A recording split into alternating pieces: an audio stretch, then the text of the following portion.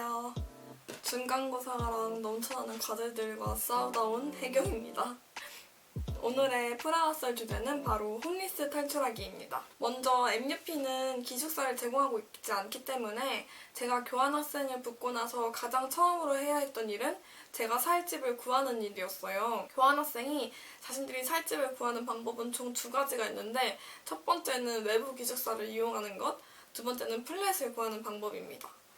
저는 외부 기숙사는 경쟁률도 높고 또 6개월 동안 다른 사람들이랑 방을 공유하는 게 조금 불편할 거라고 생각을 해서 플랫을 구하기로 마음을 먹고 스튜던트 룸 플랫이라는 사이트를 열심히 찾기 시작해왔습니다. NUP는 경영대랑 미디어 인문대가 따로 떨어져 있고 또 두 건물 모두 프라하의 외곽 쪽에 있어요. 그래서 학교 근처에서 사는 것은 포기를 하고 너무 중심지보다는 살짝 떨어져 있는 주거지역인 프라하 5구역 스미호브 안델역 근처에 집을 알아보기 시작했습니다. 제가 집을 구할 때 조건은 먼저 침대가 나무로 되어 있지 않을 것, 건물에 엘리베이터가 있을 것, 그리고 세탁기가 빌트인 되어 있을 것 세 가지 조건이었어요. 먼저 유럽은 베드버그라고 유럽식 빈대가 있는데 이게 번식력이 장난이 없고 한번 들고 들어오면 가구랑 짐 같은 것들은 다 바꾸고 옷도 다 열세탁해야 할 정도로 좀 골치 아픈 벌레인데요. 그게 나무에서 잘 서식을 하고 있다고 해서 저는 혹시 모를 상황을 대비해서 나무 프레임인 침대는 아닌 걸로 골랐습니다. 그리고 6개월 동안 살 짐을 들고 들어가는 거니까 입주할 때나 혹은 귀국할 때를 대비해서 꼭 엘리베이터가 있는 건물로 골랐습니다. 근데 엘리베이터가 있는 주거 건물이 유럽에 진짜 별로 없어요. 그래서 누가 저한테 프라하에서 엘리베이터 있는 집은 처음 봤다고 했던 것 같아요. 그리고 마지막으로는 생각보다 많이 간과하는 포인트인데요. 바로 세탁기입니다. 세탁기가 아무리 건물 아래에 있다고 해도 그 빨랫감을 들고 건물 아래 내려가서 세탁했다가 기다렸다가 또 내려가서 건조 돌리고 그렇게 하는 게 너무 번거로울 것 같은 거예요. 그리고 또 정확히 기억은 안 나는데 세탁기 한 번 돌릴 때마다 2,000원 정도의 돈이 들었거든요. 이게 생각보다 돈도 많이 나갈 것 같고 그래서 저는 세탁기는 꼭 빌트인 되어 있는 집으로 선택하였습니다. 참고로 같은 기간에 리스본에 갔던 친구는 그 걸어서 5분 정도 거리에 있는 코인 세탁방을 사용했어야 됐는데 제가 봤을 때는 살짝 귀찮아 보였어요. 그래서 저는 안델역에 컬러즈라는 플랫 룸2를 결제를 했고 월세는 60만 원에서 65만 원 사이였습니다. 여태까지는 꽤 순조로워 보이죠?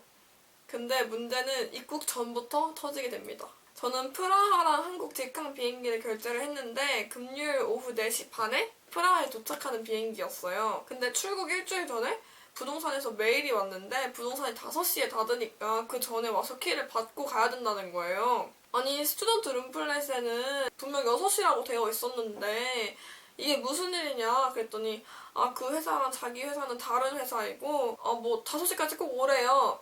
그래서 사실 6시도 좀 빡빡하긴 하지만 저희는 한 30분만 늦게 닫아달라고 사정을 할 생각이었거든요. 근데 부동산한테도 이제 똑같이 사정을 했더니 부동산이 그렇게 봐주는 거 하나도 없이 그냥 무조건 5시까지 와야 된다 라고 하는 거예요. 그래서 저희는 약간 멘붕이 왔죠.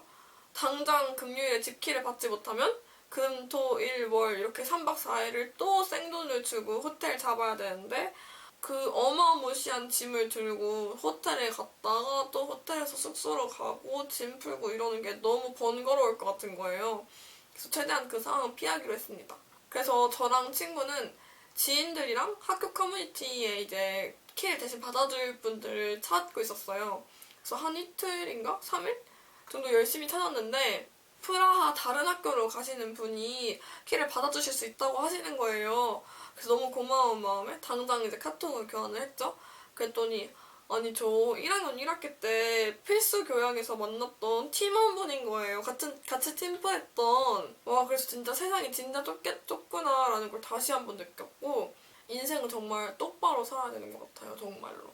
여튼 그래서 그분이 대신 받아주기로 하고 또 그 부동산이 또 짜증나게 필요한 서류 이런 걸 한 번에 안 보내고 막 계속 메일을 왔다 갔다 하게 만드는 거예요. 그래서 그냥 여차저차 겨우겨우 위임장을 그분께 드리고 이제 까르교 아래에서 키를 전달을 받고 이제 진짜 지친 몸과 마음을 이끌고 방에 이렇게 딱 들어갔어요. 근데 방 꼬라지가 진짜 저는 약간 울고 싶었어요. 아니 진짜 이 전 사람이 쓰던 이불이랑 베개가 이렇게 똘똘똘 뭉쳐져가지고 옷장 위나 이런 데 다 있고, 심지어 침대 프레임, 이 철제 프레임 말고 아래 뼈대가 하나 부서져 있는 거예요. 그리고 뭐 책상, 뭐 집도 너무 더럽고 먼지 막 쌓여있고 그래서 정말 난리 그 자체였어요. 약간 그 전 사람이 체크아웃을 하고 부동산이 단 한 번도 확인해보지 않은 상태 같았습니다. 근데 이제 저희는 당장 잘 곳도 없고, 심지어 그 후론 주말이라서 부동산에 직접 따지지도 못하고, 그래서 한 2박 3일 동안 한 3시간씩 자면서 청소를 했던 것 같아요.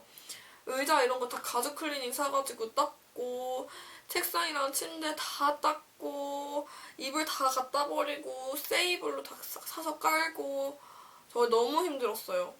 진짜 같이 교환학생 갔던 친구가 도와주지 않았다면 전 정말 울었을 거예요. 월세를 60만 원이나 내면 솔직히 한국에서도 그렇게 싼 거 아니잖아요. 근데 관리를 그 정도밖에 안 해놨다는 점? 제일 짜증이 났어요, 진짜로.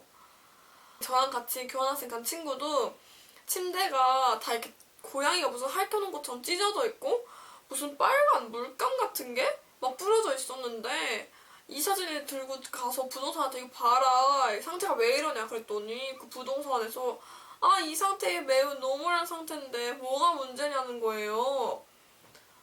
아니 어이가 없어서 지들은 그런 침대에서 자나 몰라.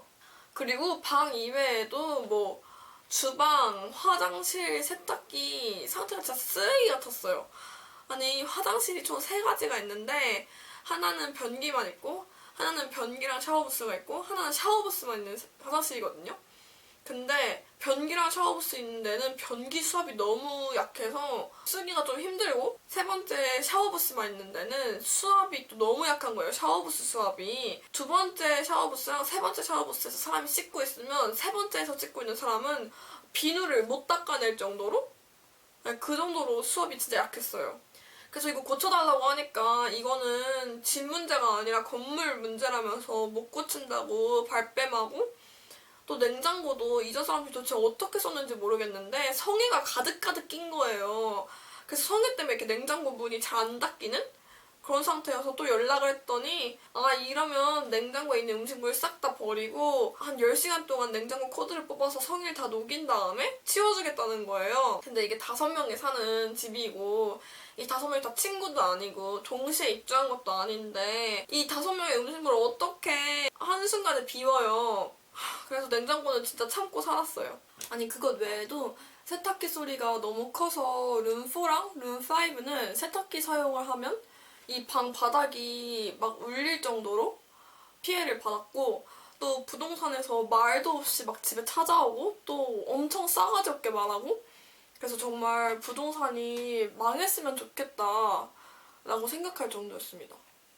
근데 이게 진짜 말도 안 되는 계약 시스템인 게, 계약 전에 원래 방을 둘러보고 방 상태를 체크하고 이제 계약을 하는 게 맞는 수순이잖아요. 근데 저희같이 이제 키를 양도받는 게 아니라면 부동산에 가서 계약서부터 쓰고 키를 받아서 방을 확인할 수밖에 없어요. 그래서 플랫메이트였던 친구가 이건 말이 안 된다, 나는 방부터 확인을 하고 계약을 하겠다 라고 했는데, 부동산이 절대 그럴 수 없다라고 해가지고 한참을 실랑이를 하다가 결국에는 그냥 계약서부터 쓰고 방에 왔다고 하면서 저희들끼리 진짜 부동산 욕을 엄청 했습니다.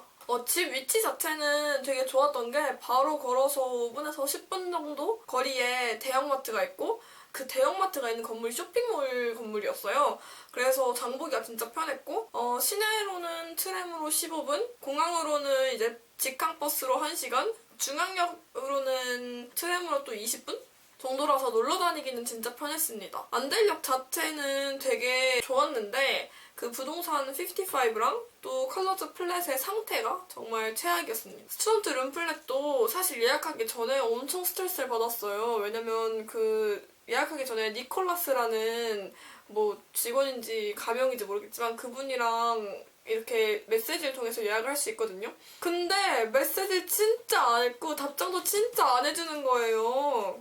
그래서 친구랑 저랑 방 계약할 때까지 니콜라스한테 맨날 메시지 보낼 정도로 너무 연락하는 게 너무 힘들었습니다. 사실 저는 그래서 외부 기숙사도 고려해보시라고 추천을 드리고 싶은데 CTU나 오스트라바 공대는 시설이 너무 열악한 것 같고 저는 보티치 학생 기숙사가 시설면으로는 제일 좋은 것 같아요. 화이트 톤으로 깔끔도 하고 이제 오래된 건물이 아닌 것 같은 느낌이었어요. 단점이라면 위치가 너무 멀다는 점? 그래서 장 볼 때가 좀 힘들 것 같아요. 아니면 지즈쿠브 쪽에 아예 교환학생 전용 건물 수준으로 교환학생 애들이 모여 사는 플랫들이 있어요. 그것도 스튜던트 룸 플랫에서 찾을 수 있는데 장점은 다른 학교 친구들이랑 친해질 수 있다는 점? 그리고 단점은 동네가 조금 무서워요. 동네가 조금 무서운 분위기고 조금 시끄럽다는 점? 입니다. 그리고 간혹가다 한인민박집에서 한국인 교환학생들 대상으로 장기 투숙을 받아주시는 분들이 있는 것 같더라고요. 저는 사실 그게 제일 베스트인 것 같아요. 그런 걸 좀 찾아보시면 좋을 것 같습니다. 제가 6개월 동안 그 거지 같은 집에서 살면서 진짜 그 주거 환경이 삶의 질에 얼마나 큰 영향을 미치는가를 정말 뼈저리게 경험을 했어요.